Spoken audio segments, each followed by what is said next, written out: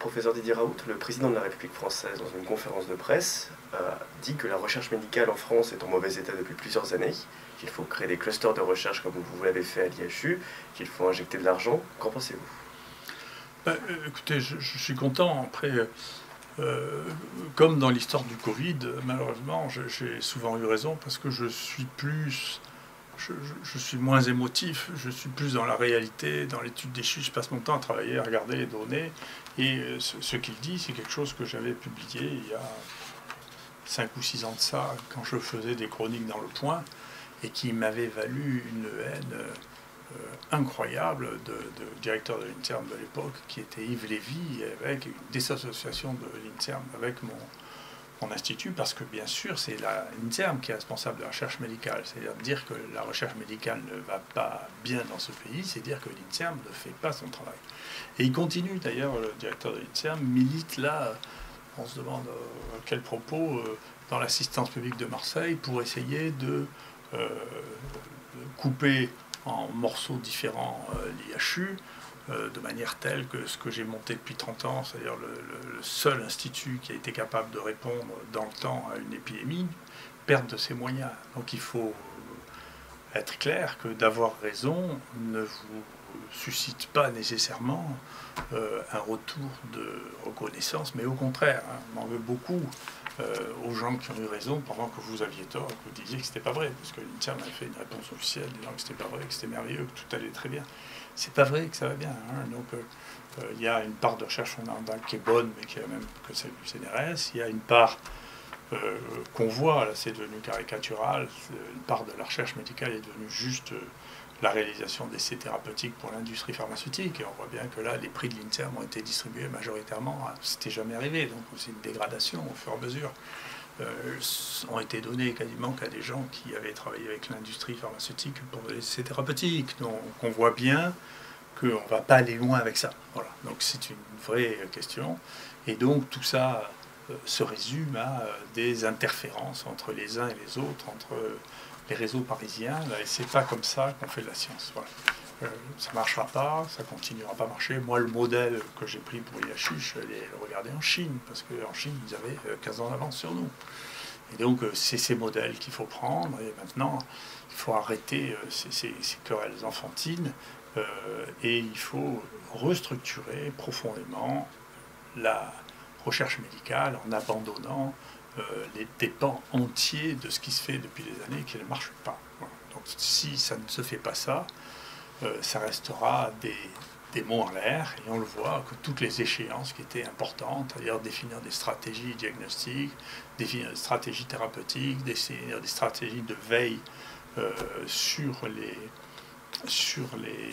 le virus par les séquences génomiques, eh bien, à part nous, personne ne l'a fait. Et donc c'est un peu qui ne sommes pas à l'INSERM parce qu'on s'est fait foutre dehors de l'INSERM quand même. Donc parce que, essentiellement à cause de ce phénomène-là, je dis écoutez, il faut que l'INSERM ressaisisse sa politique, parce que c'est pas comme ça qu'on amènera à faire de la recherche médicale. La recherche médicale, ça se fait avec les gens qui font de la santé, et on ne peut pas laisser les gens dans les hôpitaux n'avoir comme source de financement quasi exclusivement les financements du ministère soit utilisés dans les hôpitaux à de multiples fonctions, soit maîtrisés par des gens qui ne font plus que de la méthodologie. La méthodologie n'a jamais créé quoi que ce soit. La découverte scientifique et médicale, c'est pas de la méthodologie. Voilà.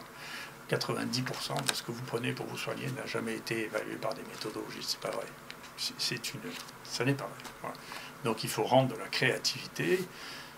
Il y a péril en la demeure parce que, en plus de ça, les meilleurs, c'est-à-dire ceux qu'on peut reconnaître dans la bibliographie comme étant les highly cited, partent de France. Il n'y en a pas qui viennent. Maintenant, c'est la fuite des cerveaux est un deuxième niveau, c'est-à-dire que c'est les PUPH ou ceux qui vont être nommés PUPH, c'est-à-dire les profs, les jeunes profs, ceux qui devraient être nommés jeunes profs, s'en vont dans le privé aussi parce qu'ils en ont assez, parce qu'ils ne sont pas attachés. La seule raison de rester dans les hôpitaux universitaires, c'est de faire de la recherche. Il n'y en a pas d'autre. Parce qu'on gagne moins bien sa vie, on a toute la rigidité des hôpitaux. Si vous n'avez pas la recherche, vous n'avez plus de raison d'y rester. Donc c'est un point qui est un point essentiel de sauvegarde de de la recherche française et de notre avenir. Donc c'est un point très important. Je suis content que le président le remarque. C'est bien qu'il aide ceux qui ont déjà commencé à réaliser les choses malgré tous les obstacles et qu'il essaie d'éviter que nous soyons persécutés par les uns et les autres parce qu'on fait notre travail alors que les autres ne le font pas. Donc je pense que c'est extrêmement important. Où en est-on actuellement de l'épidémie ? On a l'impression en France et ici que le nombre de cas réaugmente, ici doucement, mais vous savez qu'ailleurs en Europe, ça flambe. Alors ce qui est intéressant, c'est que il faut parler des traitements et des vaccins d'une manière qui soit dédramatisée. Il y a une tension qui est imprimée par la presse, un certain nombre de politiques là, qui fait de ça des enjeux qui sont des enjeux quasi religieux. C'est des malades. On ne peut pas prier le vaccin comme si c'était Dieu. Ce vaccin, c'est un outil parmi d'autres. Il a des avantages, des inconvénients. Il faut les regarder avec lucidité. Tout devient un enjeu. On a l'impression de vivre, et c'est devenu une guerre mondiale. Parce qu'on a l'impression que ça se passe en France, mais ça se passe, là, vous verrez, on a mis sur notre site 2 interviews d'Américains qui pensent. Bien sûr, ceux qu'on a choisis, c'est ceux qui pensent plutôt comme nous que ceux qui pensent l'inverse. Pensent l'inverse, il y en a suffisamment en France, c'est pas la peine d'aller chercher en Amérique. Donc, moi je suis invité à aller parler partout, si je veux. Donc, il y a partout dans le monde. D'abord, il y a plus de la moitié du monde qui utilise les traitements qu'on recommande en disant écoutez, il faut traiter les gens, et donc on a sous la main, tout le monde que ça ne leur fait pas de mal, au moins on verra bien si ça fonctionne, ce qui est une pratique médicale habituelle. Et puis, dans les pays occidentaux, une dramatisation qui est multiple. Hein. Je ne dis pas que tout ça, c'est simplement... Il y a des intérêts financiers aussi dessus. Quand on voit les sommes qui sont manipulées, on voit bien qu'on ne peut pas lutter contre ça. 1 milliard de bénéfices de Gilead pour un médicament qui ne sert à rien. Pfizer qui a prévu 21 milliards de bénéfices pour l'année 2021. On ne peut pas jouer contre ça. C'est des tout petits, les gamins, là, jouer face à des forces qui sont inouïes. D'ailleurs, les gens qui défendent le vaccin, soit par idéologie, soit parce que c'est comme ça qu'ils gagnent leur vie, ont réussi, pour la première analyse coût-bénéfice qui avait été publiée sur les vaccins qui étaient publiés dans Vaccine, à le faire rétracter par l'éditeur, alors que les auteurs disent mais enfin, toutes les données qu'on vous donne sont exactes. Comment vous pouvez rétracter un papier comme ça? Donc ils avaient eu la même tentative contre moi pour le premier papier qu'on a fait sur l'hydroxychloroquine. On a été harcelés pour rétracter le papier. Je l'ai refusé. Je leur ai envoyé une lettre d'avocat pour qu'on ne rétracte pas ce papier, qui est le papier le plus cité de tous les papiers sur la thérapeutique du Covid-19 et qui a été utilisé par très nombreux pays pour commencer à l'utiliser. D'ailleurs, je vous suggère d'écouter les commentaires de M. Rich et de M. McCulloch, qui sont en anglais, mais pour lesquels il y a déjà des sous-titres. Bientôt, il y aura des sous-titres sur notre chaîne pour voir effectivement l'influence qu'a eu ce papier sur des stratégies thérapeutiques. Donc, le débat a pris un ton de passion lié d'une part au maniement de la peur, qui détermine des passions extrêmes, d'autre part à des passions parce que finalement une partie de la science est devenue un substitut religieux aux gens qui ne croient plus qu'au progrès et à l'avenir, et si on leur enlève ça, on leur enlève leur seule raison de vivre, et donc ils ont une tension qui dépasse l'entendement. Donc on va essayer, nous, encore une fois, moi je suis pas là pour obéir ni à la Pravda. Ce que j'appelle la Pravda, c'était le journal officiel en URSS qui veut dire la vérité. Oui, donc vous aviez le journal tous les jours qui est la vérité. Alors nous, la vérité, c'est un certain nombre de médias et de journaux qui tous les jours vous disent la vérité. Mais c'est la vérité, c'est pas la vérité, c'est ce qu'ils pensent. C'est pas inintéressant, tous les avis sont intéressants. Mais moi, je n'obéis ni à la Pravda, donc je n'en ai pas en URSS, donc je ne peux pas obéir à la Pravda. Je n'obéis pas à la propagande, pas plus la propagande qui était celle des nazis ou qui était celle de l'Amérique au moment après le 11 septembre, où ils essayaient de faire croire que c'était Saddam Hussein qui avait bombardé les tours jumelles. Enfin, mais ils avaient réussi. Au bout d'un an, 70% des Américains pensaient que c'était Saddam Hussein qui avait fait détruire les tours jumelles. C'est extraordinaire, la propagande. Hein.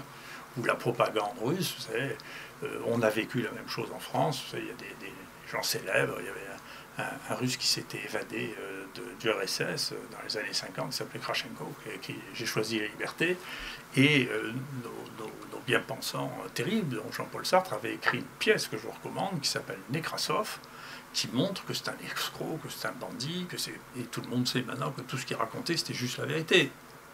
Donc c'est ce harcèlement des gens qui ne sont pas dans ce que vous pensez être, qui étaient de l'autre côté, aux États-Unis, ils persécutaient les gens qui avaient des liens avec le Parti communiste, ils leur interdisaient de jouer au truc. Donc cette volonté tyrannique, dictatoriale du pouvoir dans des situations de tension, elle est banale et elle revient, mais il faut faire attention, parce que de toute manière la réalité finit toujours par émerger.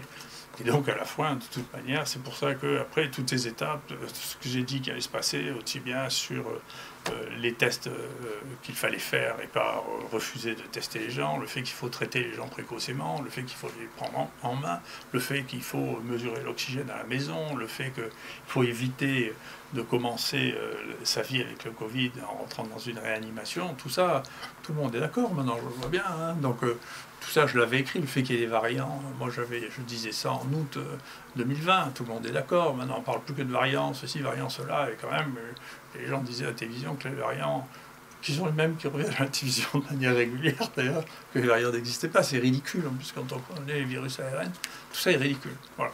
Donc, la situation actuelle, c'est qu'on voit que le vaccin les vaccins en piste avaient jusqu'à présent, jusqu'au variant indien, une certaine efficacité que moi j'avais évaluée à entre 60 et 80%. Je l'ai dit, hein, je l'ai dit dès le début, parce que c'était ce que donnaient les premières données sur le terrain, et pas celles qui n'ont été fournies que par l'industrie, parce que je crois pas, je prends pas directement ce qu'on nous donne dans des trucs qui sont tellement cadrés que et comme vous n'avez pas accès aux données, vous ne pouvez pas le voir pour de bon, vous êtes obligé de faire confiance.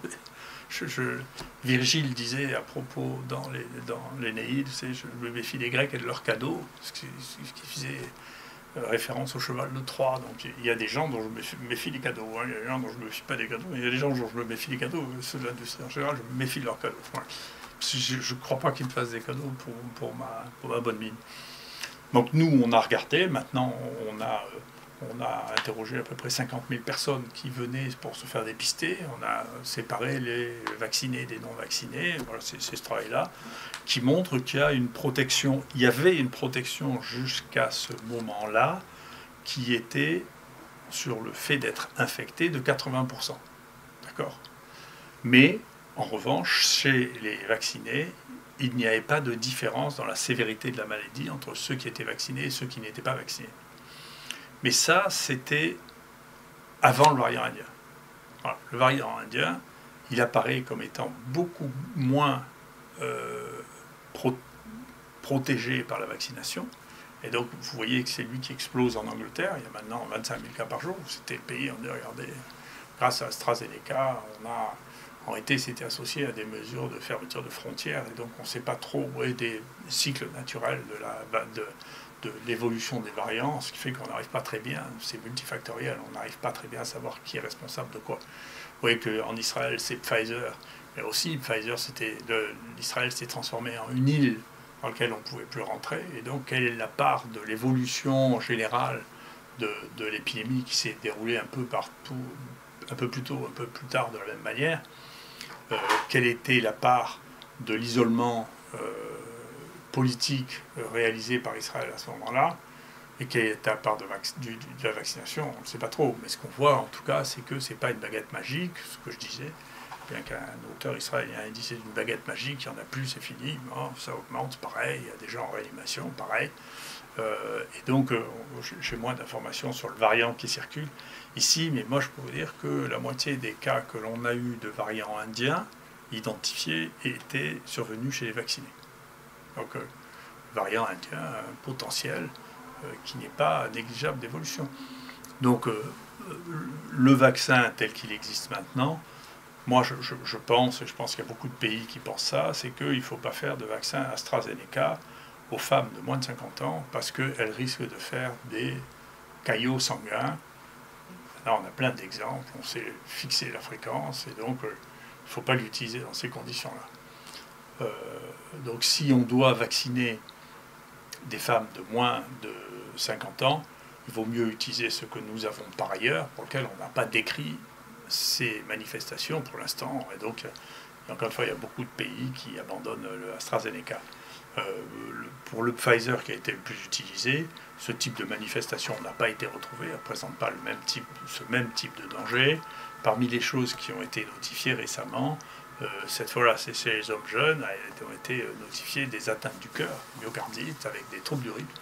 Et donc c'est intéressant, vous voyez que l'histoire dit, les gens sont excités comme des fous sur les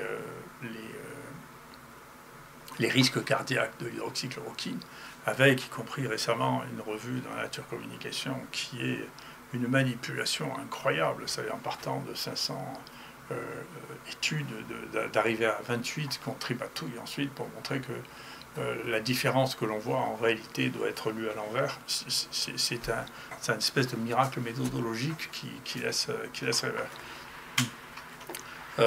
À côté de ça, en revanche, nos collègues toulousains, en réanalysant les données de l'OMS sur les effets secondaires, ont montré qu'il y avait beaucoup de troubles du rythme avec le remdesivir et qu'ils n'en voyaient pas avec l'hydroxychloroquine. C'est indépendant de nous, hein, c'est les déclarations qui sont faites dont personne ne parle. Parce qu'on a acheté du remdesivir, mais on ne l'utilise pas. Et puis le troisième truc, c'est de voir qu'effectivement, avec le vaccin Pfizer, oui, il y a des atteintes cardiaques, des myocardites, des inflammations du cœur chez les sujets jeunes. Et je ne doute pas qu'un certain nombre d'entre elles vont être associées, c'est un des éléments de la myocardite, avec des troubles du rythme. Donc vous voyez, celui qu'on suspectait de donner des troubles du rythme a donné pas ou extrêmement peu de troubles du rythme, à condition qu'on le surveille. Tandis que les autres qui n'ont jamais été accusés de donner des troubles du rythme en donnent pour de bon. La réalité, c'est celle-là. La réalité, c'est pas de prédire, c'est pas d'inventer des nouvelles choses. La réalité, c'est celle-là, et elle finit par s'imposer. Voilà. Donc, actuellement, pour ce qui concerne le vaccin, je continue à penser que les gens qui ont un risque de forme sévère ou de mortalité, et on les connaît, ces gens de plus de 65 ans ou ceux qui sont plus jeunes mais qui ont des facteurs de risque importants, c'est raisonnable qu'ils se fassent vacciner. Pour le personnel de soins exposé, et compte tenu du fait que la maladie repart, je pense qu'il est raisonnable de se vacciner, même ça ne diminuerait que de 50 ou 60% le risque. C'est ce qui est évalué actuellement par les Israéliens. C'est mieux que rien, mais à condition... Il faut sortir de cette vision oui, non, c'est simple, il n'y a qu'à faire les vaccins, et puis vous verrez, ça sera terminé, et puis on tirera un trait, et on ne parlera plus Covid. Non, c'est pas comme ça. Il faut se battre en utilisant toutes les armes que nous pouvons, la détection précoce, la prise en charge précoce médicale, la surveillance précoce, en surveillant les taux d'oxygène. Voilà, c'est une maladie comme les autres maladies, il faut que les médecins s'en occupent, il faut revenir à la médecine. Faire de la médecine. Et donc le vaccin vient en complément, mais c'est pas un vaccin d'une nature, c'est un vaccin qui est plutôt d'une nature comme le vaccin de la grippe, c'est pas un vaccin comme la rougeole, si vous voulez, le vaccin contre la rougeole qui est théoriquement susceptible d'éradiquer la maladie, ou comme la varicelle. Vous voyez, c'est pas des vaccins très immunisants face à des virus très stables. C'est pas le cas, c'est un virus instable, et donc moi, j'étais depuis le début, je crois qu'on commence à faire ça en France, pour des vaccins traditionnels comme le vaccin contre la grippe, qui sont des virus inactivés, avec des adjuvants qui renforcent leur pouvoir, en faisant des mélanges de souches. Au fur et à mesure que de nouvelles souches vont arriver, on rajoute ces souches, et puis on fait une vaccination annuelle aux gens, en particulier qui sont les plus fragiles. Voilà, on revient à une histoire de bon sens et une maladie infectieuse respiratoire de plus, et puis voilà ce qu'il faut faire. Voilà. Merci beaucoup.